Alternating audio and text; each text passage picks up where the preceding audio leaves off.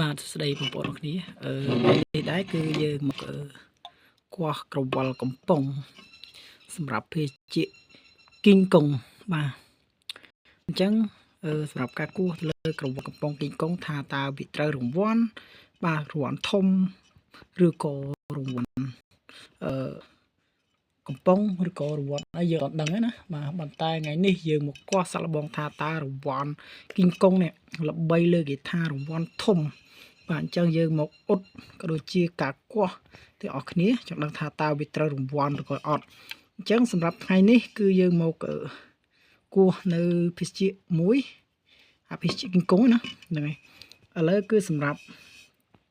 ចំណាប់អារម្មណ៍ខ្ញុំទៅលើកំប៉ុងនេះគឺខ្ញុំឃើញវាប្លែកខ្ញុំសង្ស័យថាវាត្រូវក៏យើងធ្វើការគោះតែម្ដងទៅបាទអញ្ចឹងគឺយើងរើសហើយអ្វីដែលសំខាន់គឺយើងឃើញទៅលើឆ្នូតនេះបងប្អូនគ្នា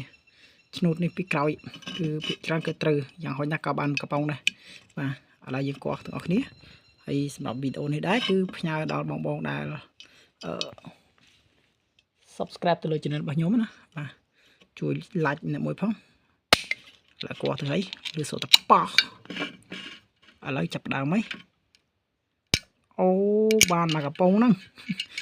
ឥឡូវគឺបានមកកំប៉ុងបងប្អូនអរគ្នាបានមកកំប៉ុងបាត់ហើយគីងកុងស្ដាយស្មានបានរង្វាន់ឡានដូចគេលុយចឹងណាហើយអរគុណច្រើនសម្រាប់បងប្អូនអរគ្នាដែលទស្សនាទៅលើវីដេអូរបស់ខ្ញុំអរគុណជម្រាបលាបាយបាយ